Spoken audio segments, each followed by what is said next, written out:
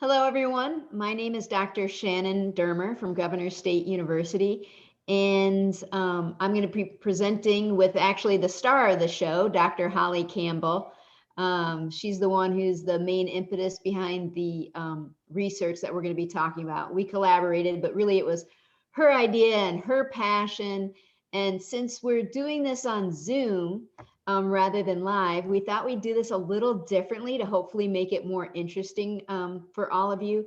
And I'm actually going to interview Hollie about the project and how it applies clinically to working with African-American couples. Of course, the title of this is Using Genograms to Explore Racism and Transgenerational Trauma in African-American Couples, which has always been incredibly important, but even more so important in the United States, especially considering our last year here.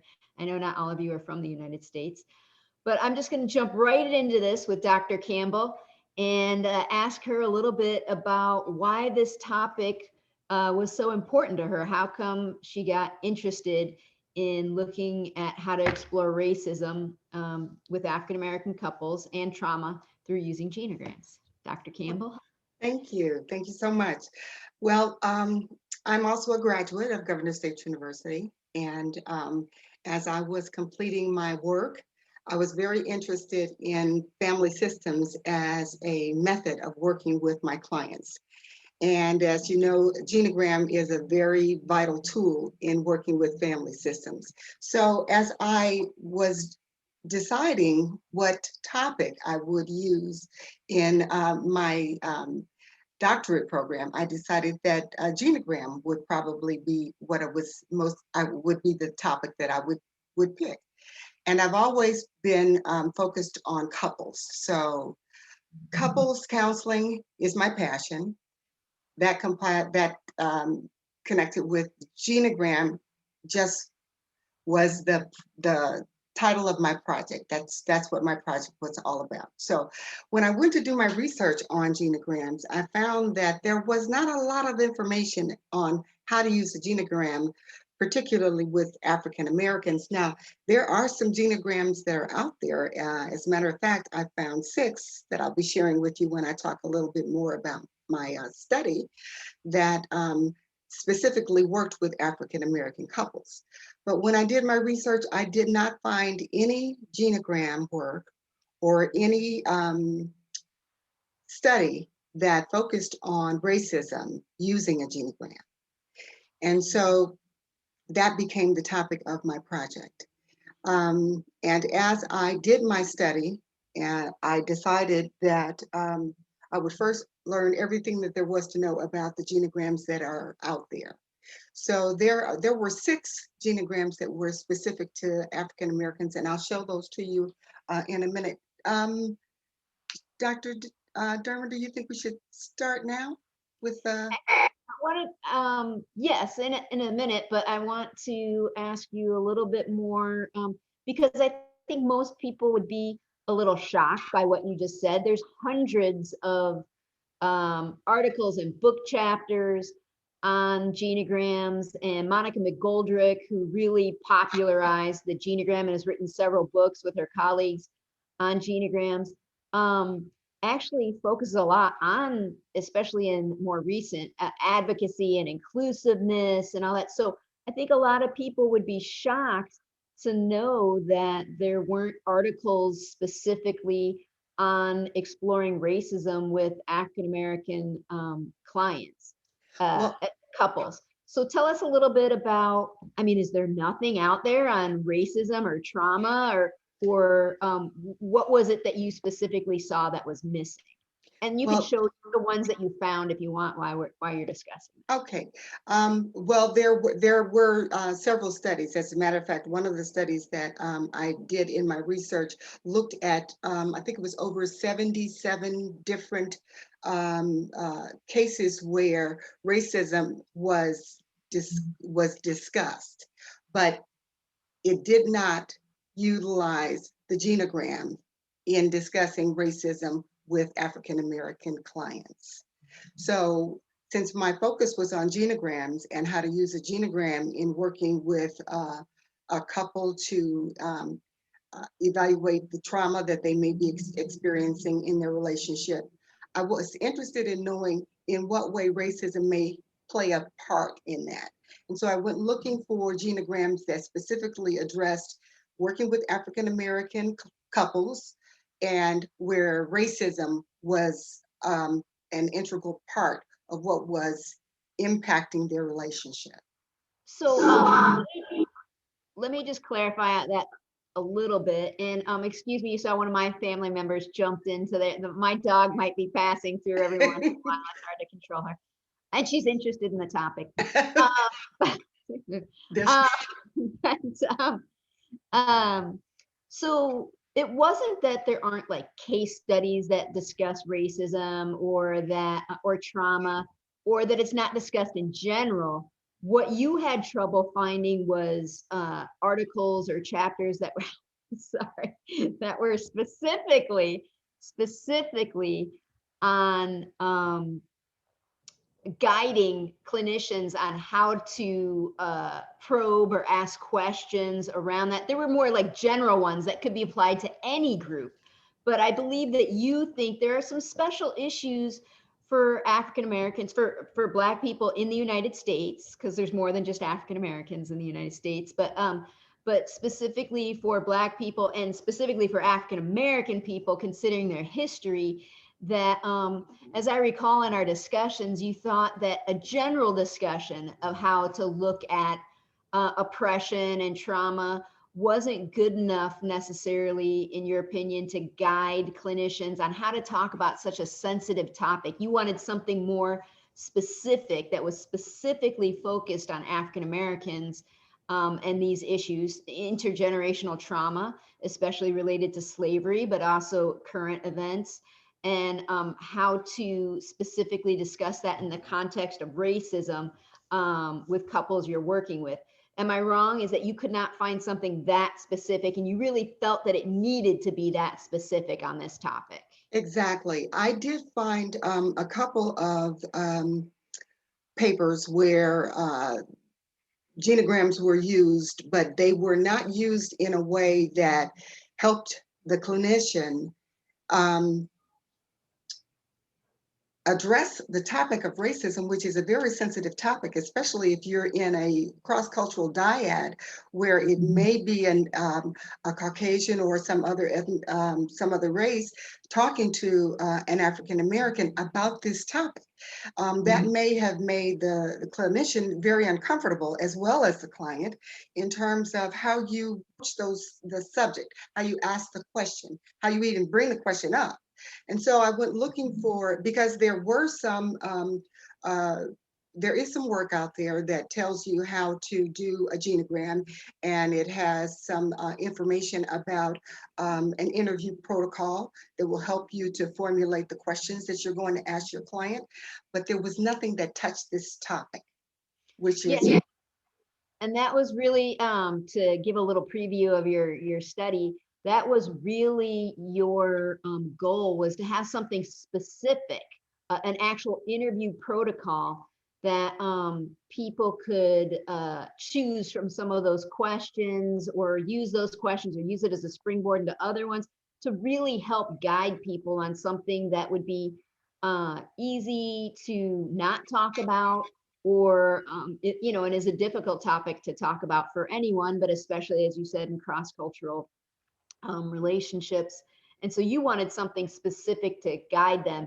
And while you did find some protocols, and some protocols that specifically were working with African American families or couples, surprisingly, the ones that were specifically focused on African American families and couples did not include discussing racism. It included some other things that are also important, which I'm sure you'll talk about as you review those 6 articles or studies. So why don't you go ahead and do that for them. All right.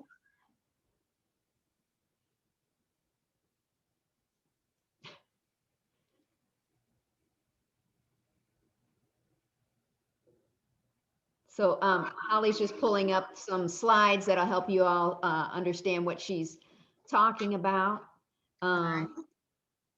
And so I believe it's a few slides in. Yeah. Yeah, well, just to recap, the problem was how to use genograms to explore racism in African American couples, and what questions to ask the client was specifically what we were looking for. Um, and then, as I said earlier, the literature had very few examples of dealing with African Americans using a genogram at all, and there were only 6 specialized genograms that were used with African Americans. And of that 6, only 3 of the genograms included an interview protocol. And then with those 3, the interview protocol did not touch on racism. So these are the 6. I hope everybody can see that. Um, I'm going to minimize us here so that I can see the screen a little bit better. Um, as you'll note here, the Yeah, 6, what do those stand for? okay, the cultural genogram.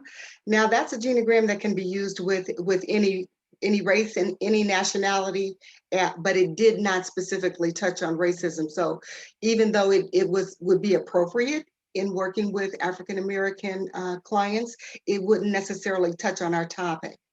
The spirituality genogram is something that is very helpful when working with African Americans, because spirituality is one of the tenets of African American culture. So that one was specific to African Americans. The critical genogram, there was even a genogram called an African American genogram. And I was very surprised that that one didn't touch on racism, didn't have the kind of information that I'm looking for. Um, the transgenerational trauma and resiliency genogram, I thought possibly would have what I was looking for, because it touched on transgenerational trauma and resiliency. But again, it came up short in terms of including racism. Um, these are the things that I compared the 6 of them on, whether or not the genogram addressed racism. Now, the cultural genogram did address racism, but it did not have a what I was looking for in terms of the questions.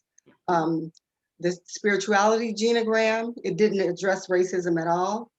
The critical genogram, which actually is one where the counselor even can use the critical genogram to evaluate their beliefs and their belief system regarding any number of things, including racism. But again, it didn't address racism. The African American genogram didn't address racism, but it considered the cultural context of the African American life. It did not include the questions that I was looking for. And it did explore family history. All of them explored family history. That's what a genogram does. But it did not include the socio-political context. If it had, it possibly would have hit on some of the things that I found wanting or missing in the literature. And then again, so you see that these were the 6 genograms that I found out there that would be appropriate with when working with African American couples, but they did not have everything that I wanted. So I'm going to stop sharing for a moment and give you a chance to follow up if you had a follow-up question on any of that. Yes, yeah. Um, so so some of them say they have specific questions or discuss racism, but it didn't do so in a way that would help you explore it with couples. Like the cultural genogram, I believe that was the one by Hardy and Laszloffy. I'm probably totally massacred their names, but that was one of the original ones. And if I recall correctly, because it's been many years since I read that one, that was really focused a little bit more on counselors exploring their own cultural background, because everybody has a culture. That was their point. It's not Yes. just groups that might be considered, underrepresented groups or minority groups, or that everybody has a cultural background.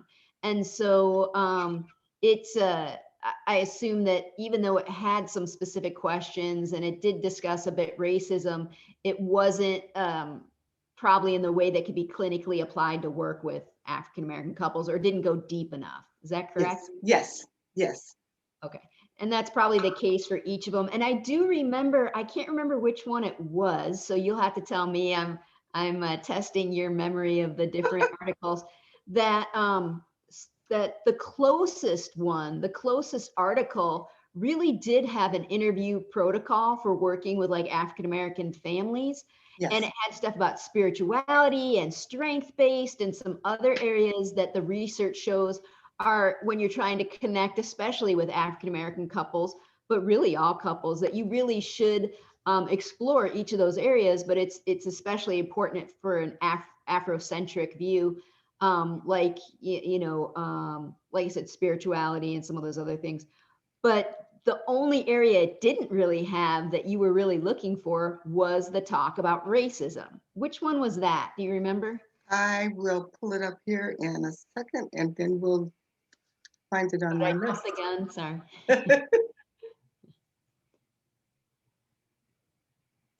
Because that one was kind of fascinating to me because it had everything that you wanted except for the specific talk about trauma, intergenerational trauma and racism, but it did have the specific interview protocol.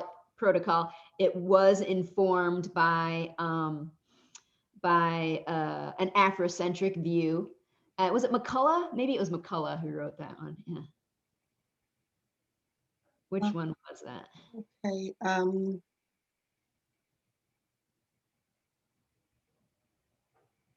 Actually, I believe it was the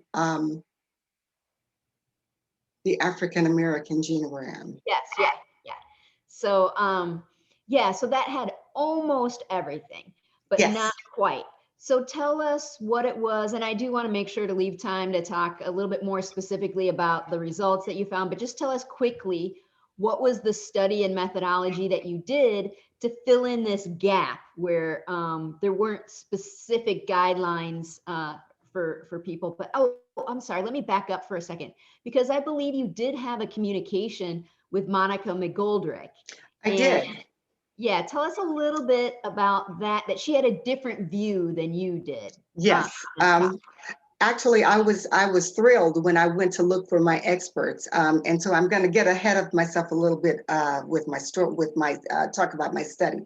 But my study was a modified Delphi, and in a modified Delphi, I reached out to the experts. So the gold winner in terms of the genogram is Monica McGoldrick. Everybody has read her red book, and we know all about the tools that she developed so that we would have a uniform way of creating a genogram.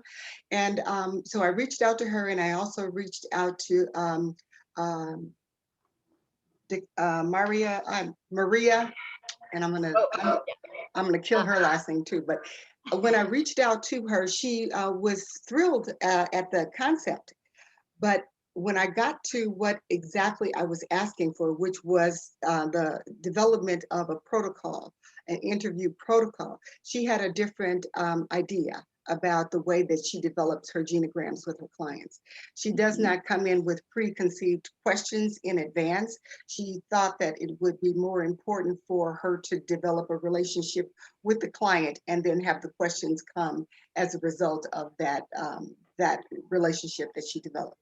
So she opted out. I was disappointed, but I was still able to have 13 experts who had education in working with African Americans, or they were social workers, or they had some expertise. There was a demographic questionnaire that they had to actually fill out. It was pretty extensive, that would qualify them to participate in the study.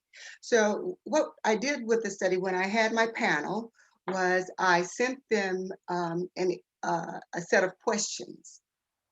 And I asked that and these were like prompt questions. I'm sorry. Hold on one second.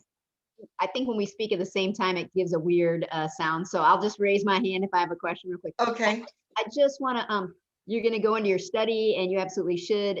But I just wanted to highlight that a little bit because there's going to be people in this audience that that probably think either way that we're talking about. So there's some people who really want to come in with this really constructivist approach where it's, I want to come in with no preconceived, notions, which is kind of what, Monica McGoldrick was talking about. And I want to let those questions emerge naturally from the client's perspective. And then there's other people kind of like you that you're still coming from kind of a social constructionist view and that you want to do that collaboratively.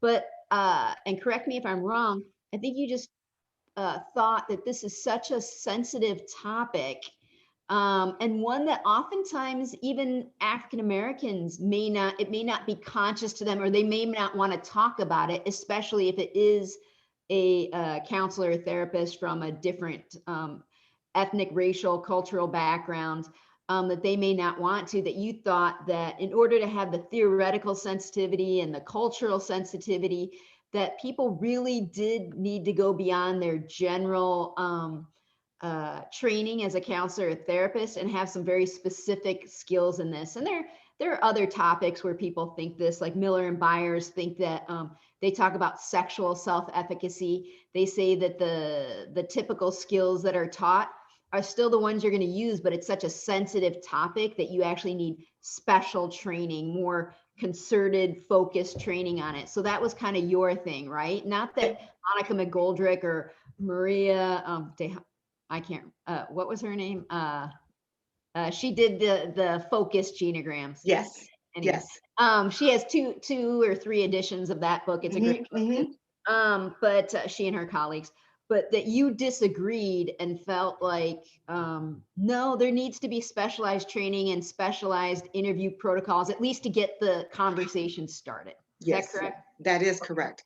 And what's more so, it's what's becoming more and more evident as we move further into this year and all of last year, is that understanding of how to have that kind of communication and to actually uncover those traumas and those things that a person may be experiencing as a result of microaggressions or racism as an African American may not be on the surface. It's something that you have to kind of dig for. And if you are uncomfortable as a clinician trying to talk with a client about this, it can make for a very stressful situation in the counseling. That's something that we're trying to avoid, is adding stress into our clients by having this kind of a discussion. I'm beginning to think that this may be next part of this study, what needs to be a follow-up to this is possibly how everybody uses this kind of a protocol, so that perhaps Caucasians will understand, how was I raised? What kinds of things happened in my household and in my upbringing and in my nuclear family that formed my ideologies and the way I think about things. So it's not necessarily just something that's going to stop with coming up with an interview protocol that's appropriate for African Americans. I see lots of opportunity for training our clinicians on how to apply this not only to their clients, but to themselves, so that they understand what kind of biases they may bring into it, or what kind of misunderstandings they may have about racism and microaggression and how it's manifested in the world. And maybe we'll start to unpeel the onion and understand why we live in a systemic society, a racially systemic society here in America. Because before this year, I think that there would be a lot of argument, and even right today, there would be a lot of argument about whether or not there is systemic racism. I think that this tool will be a way for you to kind of understand, for all of us to kind of understand how microaggressions still exist, to understand the history, how we got here, to understand what we need to do to move past this place that we find ourselves in. So it's very interesting because I'll tell you a little bit of a story, a little bit of my own history. I am a senior, and so I've been here through quite a few traumas and tragedies for African Americans. And one of my professors, we've lost him now, but one of my professors, Dr. Ellis, um, in one of his lectures said that the thing that has moved us further in exposing racism in our world and in our society today is this: the cell phone with the camera.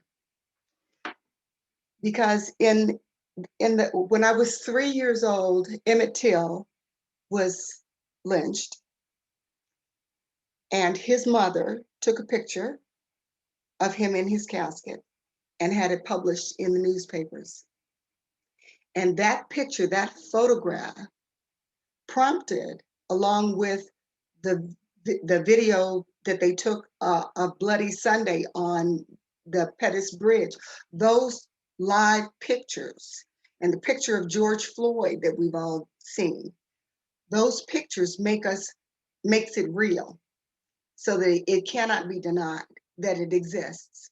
And I think that those things are what those things will help us to move forward. But if we're going to work with our clients and understand ourselves, I think we need a tool, we need a method, we need some way to train ourselves, to train students that are coming up behind us, the students that are in the counseling programs at your universities or your institutions.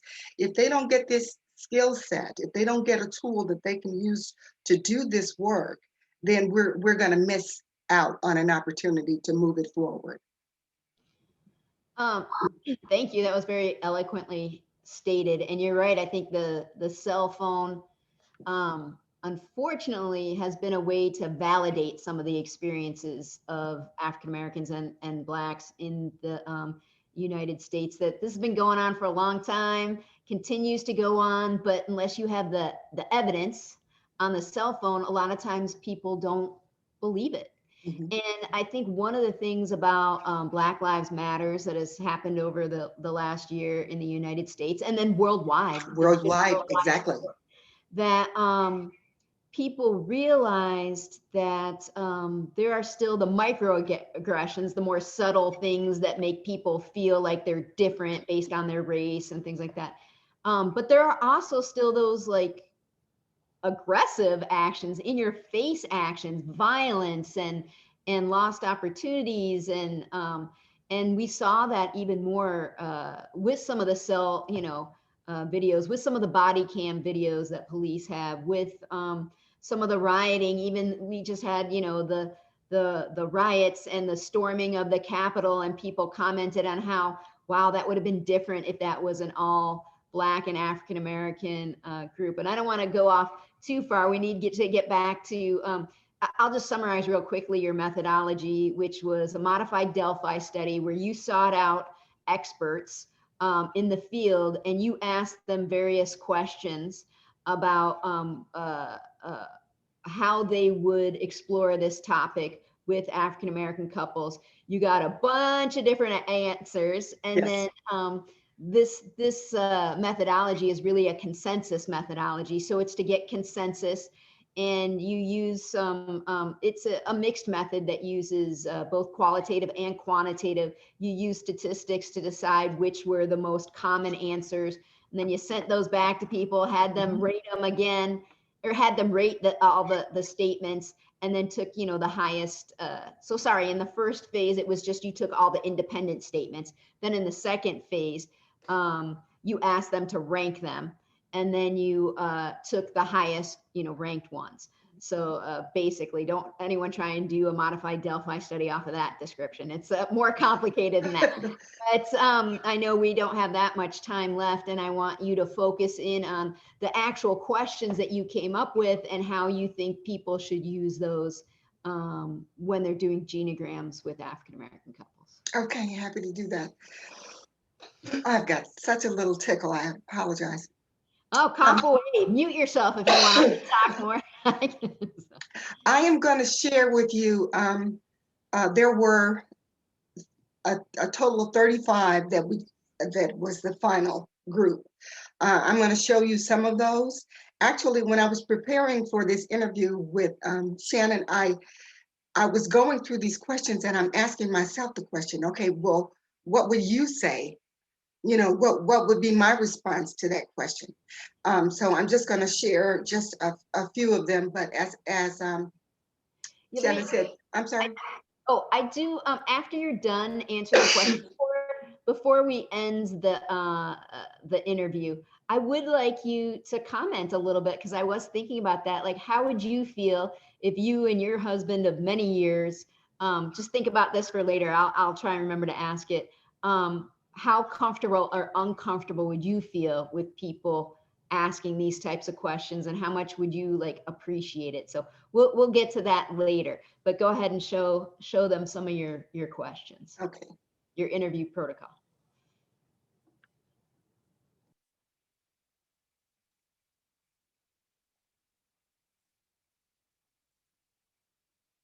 Okay.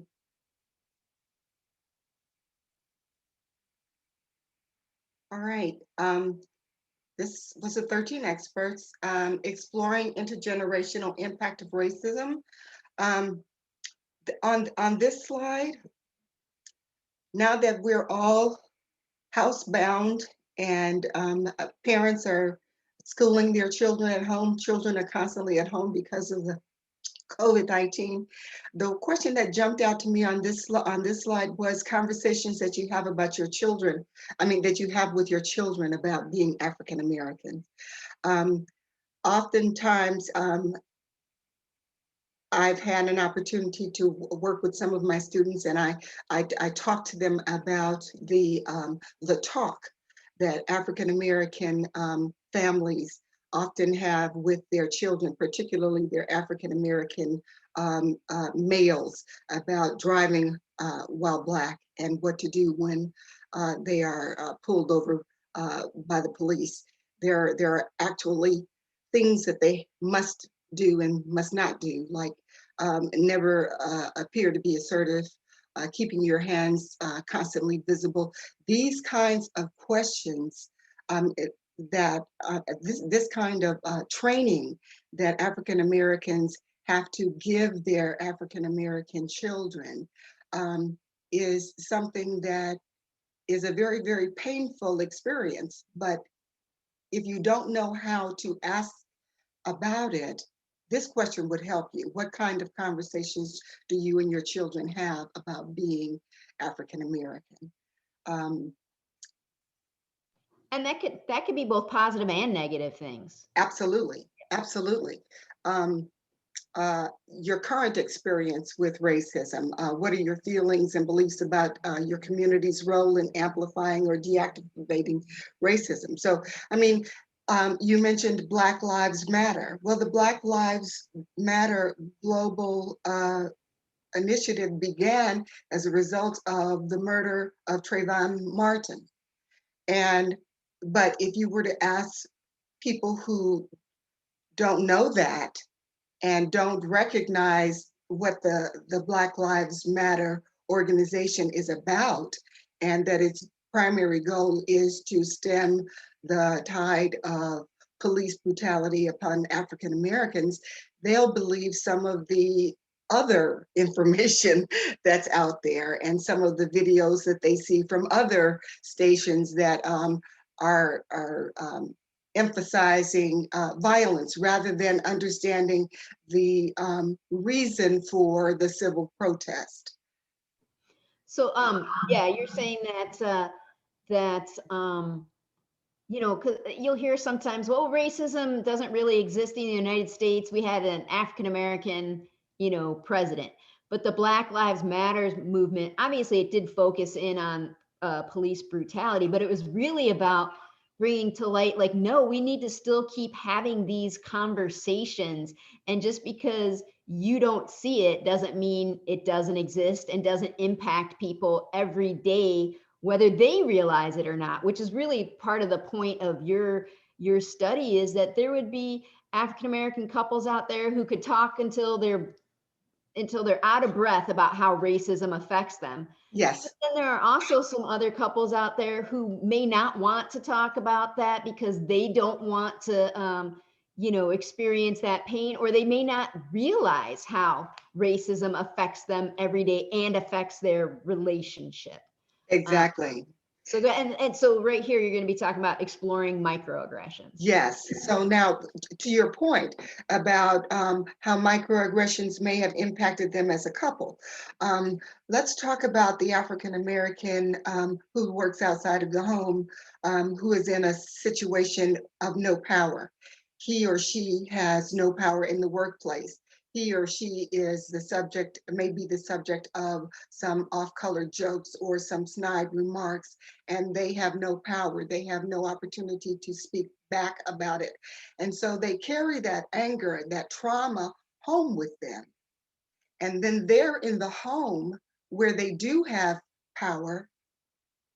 If they don't talk about it and explore how the microaggressions that they experience in the workplace affect them, they can come home and try to exert what little power they have in the household and thereby create a problem in the household rather than if they talk about the microaggressions they experience in the workplace and in the world, they may understand that their job is to make their home a safe haven where they are free from this and they are protected and they are protective of one another.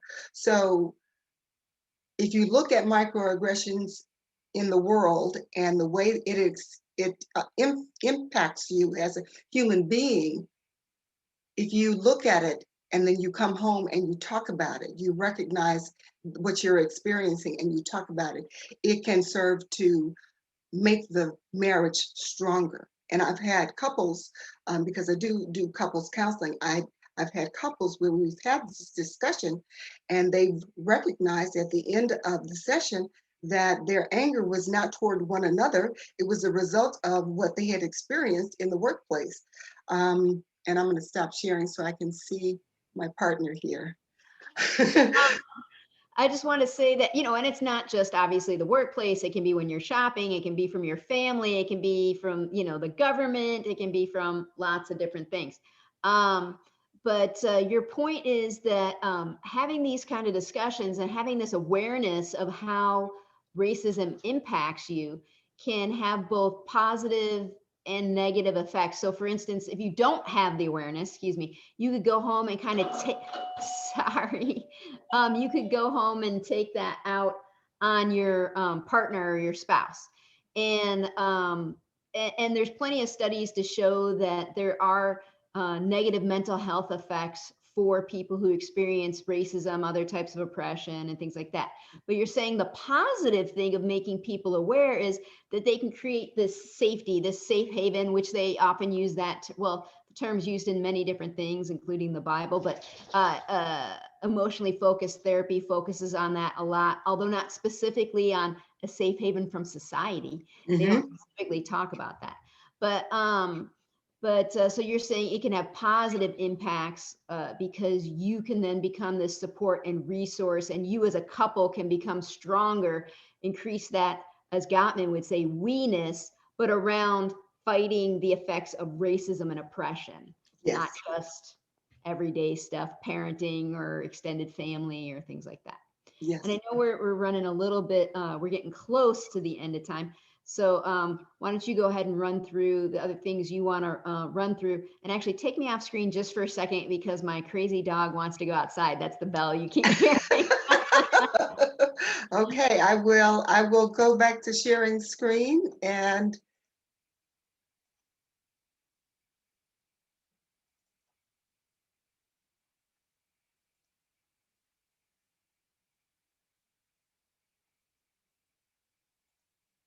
okay, I think you're good there. Okay, so I will continue while we wait for Shannon to take care of our fur baby.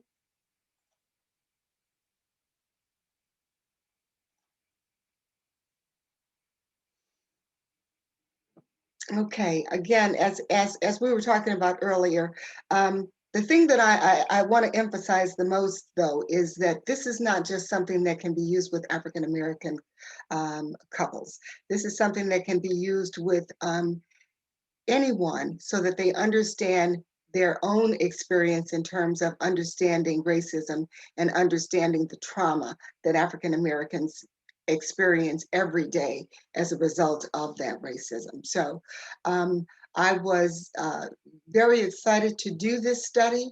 I was pleased with the content that we came up with and the 35 questions. I think they're beneficial to all clinicians to use in working with their clients. And my hope is that my next opportunity to do a study will take this a little bit further, and we'll be able to expand on what we have already developed. And my hope is that this can be incorporated into new pedagogy that can be used with our students as they come through the counseling programs at our universities. So I don't know if my partner is back. Let's stop sharing. There she is. Yes. So I'm here. So did they see all of the questions now that you had gone through? I went through them rather briefly, but did you want me to share with them all 35? Or Yeah, go ahead and just read them off real quickly, just so people specifically have them. And then you and I've been a little remiss on my part, but this will be published sometime soon, so people can see it that way also. And of course, they could contact you before you're done. Give your email address in case anyone wants to contact you with questions. okay. All right, and I'm gonna back up here.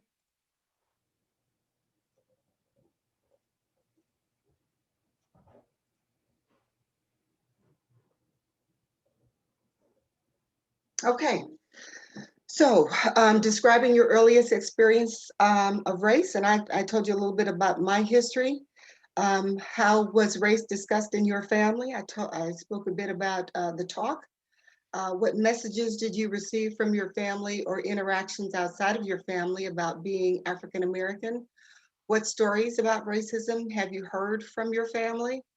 And I could tell you some stories about my family and all that we went through with being African Americans, because the extended family is a very, very big part of being African American, and we heard lots of stories.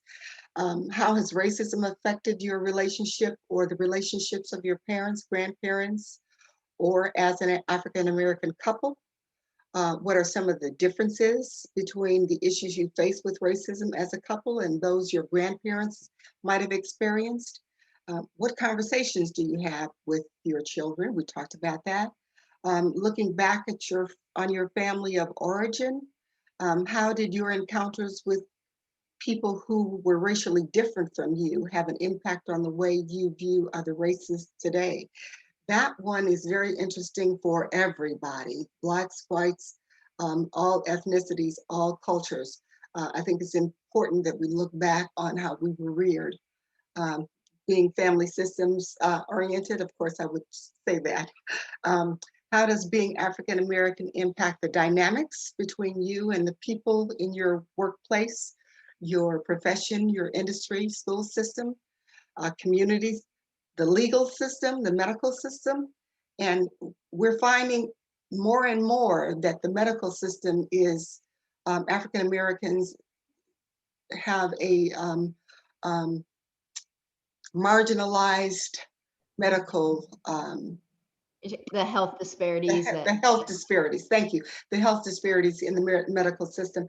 As a matter of fact, I think I mentioned earlier that, or maybe I didn't, African Americans are contracting COVID-19 at 2 to 3 times the rate of their Caucasian counterparts, and they're dying at 3 times the rate, and we are receiving the vaccine at half the frequency of Caucasians. yeah. And Holly, I know we just have like, I think just a couple more minutes. Okay. But so I want you to go through those quickly. But I also want to mention one of the things that you discussed a lot when we were doing this study is that it actually not resolving the trauma related to some of this stuff actually has a physical impact on people. You were talking about epigenetics. Yes. That trauma can turn on or off certain genes. And then based on which genes are turned on or off, then you can pass down certain things to your children that makes it likely that they'll be less healthy than they could. Yes. Did I summarize that correctly? I think I know it's much more complicated than that. No, you did an excellent job. One of the I'm just going to rush through these, or else we won't get them done. But in that study on epigenetics, that piece of it, the fact that African American babies are, underweight as a norm, and they have correlated that to the trauma that African American mothers endure during their pregnancy, and they've done studies on this to prove it. So I think that's very important, and we could spend a whole section on just that. Okay, then tell me about a situation where you experienced subtle discrimination, or what some people call microaggressions. How do you support each other as individuals and support your couple relationships when you've experienced microaggressions? Tell me about a time when you've avoided talking about discrimination because you thought the other person would not understand you. Tell me about a situation where you avoided discussing race because it might have jeopardized your relationship with someone in power. That's a big one. How did that make you feel? How do you feel when someone minimizes the impact of race on your life and experiences? The response to Black Lives Matter, that is, all lives matter, just infuriates me. So we won't talk about it. How have microaggressions impacted you as a couple? How have you and your partner discussed the impact of racism at work? When racism impacted your relationship as a couple, to whom did you turn? Family, friends, and how did they support you? What ideas or beliefs about racial identity do you have in common? How do you differ in your beliefs or understanding of racial identity? Tell me about how similar or different you are in your beliefs about racism in our society. In what way have differences in your views of racism impacted your relationship? How important is it for your spouse to understand the racism you face every day? And how do you protect you and your partner from racist experiences? And then there were some general questions too, and that, just how has your career been influenced by racism? How do you think African American couples are portrayed in the media? How do you think what do you think are some of the societal messages about African American couples? What are some techniques or skills you use to cope with racism? That's important if you're looking back at your family. How did they survive it? What did they learn? What did they do? And those things can be passed on as a way to be resilient. How does racism affect your finances? Describe a traumatic experience of racism that you or your spouse or your family have experienced. So that is a list. And as I said, there were 35 questions that was the result of this study. And I think they got consensus according to interquartile rankings, correct? Exactly. So it was my pleasure to present today. Thank you, Dr. Dermer, Shannon, for helping me with this. And I hope that this sparks new study because I think a lot has to be done. Yeah. And I just want to say quickly that I think it's a great thing. And obviously, no one has to use all of those questions. Those are kind of basic starting questions that people can use depending on how it does or doesn't fit, for the couples. No one would probably ask all of those. You pick out the most pertinent ones, but at least it gives you an idea of things to talk about in a sensitive way. And then real quickly, in like a minute or less, just state real quickly how you would feel as a client, someone asking you these questions, especially as someone who lived through a lot of traumatic times. And then don't forget to give your email address, and then Okay. we'll wrap up. All right. I think it's important to develop a therapeutic alliance with your counselor or your therapist.